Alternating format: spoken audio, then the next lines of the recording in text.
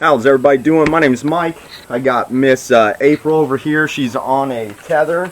So she has two leashes on. She has one leash that's going to her prong collar. Never ever use the prong collar on a tether. That's when you see these really bad pictures of a dog with injuries to their neck from a prong. That's because the owner doesn't know how to use a prong, one. And number two is using it as the tether. We use the leather collar right here for the tether. So she's on a tether out here, so I can kind of move around, and that way if she breaks place, she can't get too far. She cannot run away. That's how they start to learn. That's how we start to teach place. Then we can use a long line with her, and there's several options. But when I'm busy and I can't manage her, I can't have my attention fully on her, like right now my back is turned, and I want to be able to do those things while she's on place, we must use a tether. So that is how we teach that. So she is a fearful dog, okay? Now, with fear, you cannot get rid of fear completely, in my opinion, but you can minimize it, okay? So you can't eliminate it, but we can minimize it almost to the point for most fearful dogs where you can't even tell the dog's fearful. But when I say minimize it, that means, at the end of the day, the dog may act normal and you don't see any fear, but say it hears, some thunder, and it might show some signs of fear, But we can minimize that to where you can barely tell the dog is fearful. If you take April right here, she's actually being very good right now and being very calm. Before, when she was outside, I know when she was on a leash with the owner, it was just chaos. The dog's just running around in flight mode constantly, and that's how the fear is practiced. The dog is in flight mode constantly, and no one ever gets the dog out of that mindset. So when the dog's outside, they're in flight mode. When they're in the home, they're in flight mode.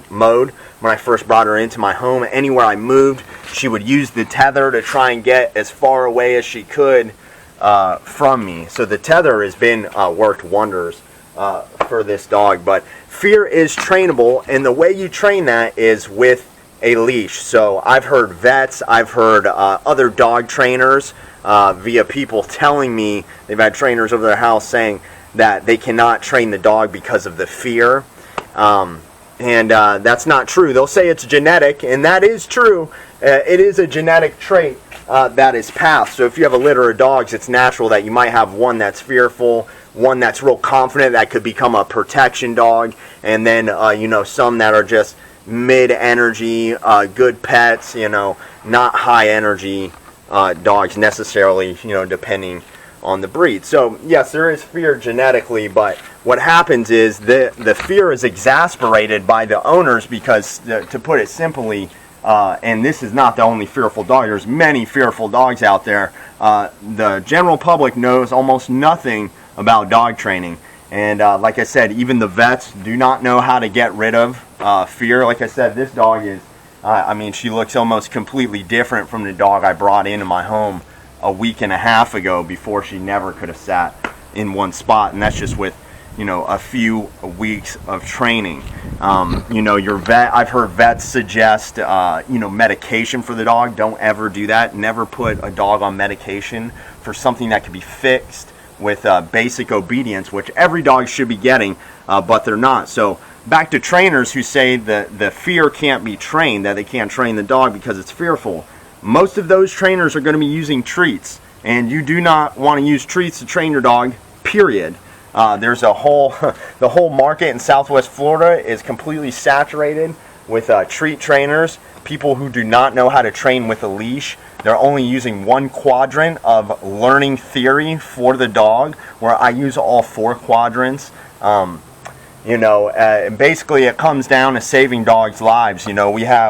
We have trainers who are saying dogs can't be trained because of fear, and those dogs in turn eventually end up in a shelter, and they eventually get returned to the shelter if they're adopted out, and eventually be put down. And we have millions of dogs being put down each year in the United States. So this is a very common problem. It happens all the time. And in fact, when some of these dogs end up in a shelter, the shelters tell everybody the dog was abused, or they console the dog when the dog's saying don't come near me and I'm scared. They console the dog instead of doing the proper thing, which is putting the dog on a leash and obedience training them. And also, you know, you have to recognize the signs of fear. You have to move very slow and be very gentle. You have to have experience with it. Somebody who doesn't have an experience with fear, if they just go up to a fearful dog in the shelter and they just hug it and give it affection, you're actually reinforcing the fear. So sometimes these dogs go to people's homes and they're even more fearful than they were the day they showed up to the shelter.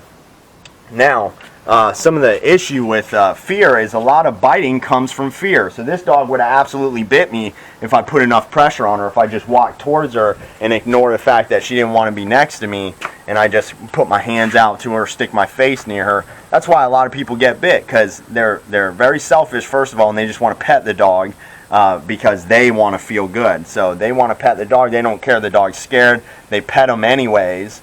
And people think, oh, well, I'll just ask the owner, can I pet him? The owner says yes, and they think then they're all good to pet the dog. The dog should never bite me. Well, if the dog feels uncomfortable and you don't recognize those signs, that's how they tell somebody to back away. And also, a real bite is when a dog bites and holds. A dog that is fearful generally is just going to bite and let go. That's not an aggressive dog. That's a fearful dog saying get away. So a lot of people misconstrue the aggression or the fearfulness for aggression. So when a dog bites and lets go, they're just saying, hey, get away from me. They're more scared. When a dog bites and doesn't let go, that's when they're becoming aggressive. So basically, I want everybody to take from this video is that you can absolutely train a dog to not be fearful, but you have to do it the proper way, and the way it's done is through a leash. The dog has to work for your praise, and it's up to the person training the dog to have the knowledge to be able to take the dog through the training without them practicing fear. And that's what it's all about. That's all I've done is given this dog structure and made sure I don't give her any affection when she's fearful. I discourage the fear, and I move very slowly, and I'm very gentle with her, and I also make sure I set her up for success, and that helped me gain the trust of her. Now I can actually call her over to me and get some affection from her, which was, you know, I couldn't even touch the dog in the home. I had to have the owner put the dog in the car. So she was a very serious case, possibly my most fearful dog I've ever had. But now I can actually, most dogs I don't go over and ask them for affection, but with her I actually need to practice that, because this is a healthy exercise for her. That way she's not practicing fear, and I actually call her to me when I get the affection. So I can make sure I get down low. She's already coming to me. That's a girl. Good girl. That's a good girl. Good girl. See how she's moving towards me. She already knew when I came to the edge of the bed to lay down, but, you know, before, if I would have came near her, she would have just, you know, skirted off. So she's doing really good, and one of the few dogs I get to actually practice giving a lot of affection. She only has to be not fearful for me to be able to come over and say, hey, girl. Good girl. See how she comes towards me? That's what we want. We don't want her practicing fear, and when I come down and her run away. We want her practicing being confident, and if I ask her to come to me, she should trust me enough to come over to me. And the way I got her to trust me is by you know, using the leash and practicing obedience with her and teaching her in a way that she trusts, understands, and respects. And you're simply not going to get that with treats. You're not going to get that with medication. Don't listen to anybody who says you can't train a dog who is fearful. You can absolutely train a dog who's fearful and minimize that. And she's also outside. She's more fearful outside than she is inside. So this is even a great step for her to be out here accepting affection. And if a dog's fearful and you go to give affection, they can bite you. And it's not the dog's fault. It's your fault for trying to give affection to a dog who was, you know, very scared, you know, at the time. So you can train a fearful dog. It just has to be, you have to have the right trainer.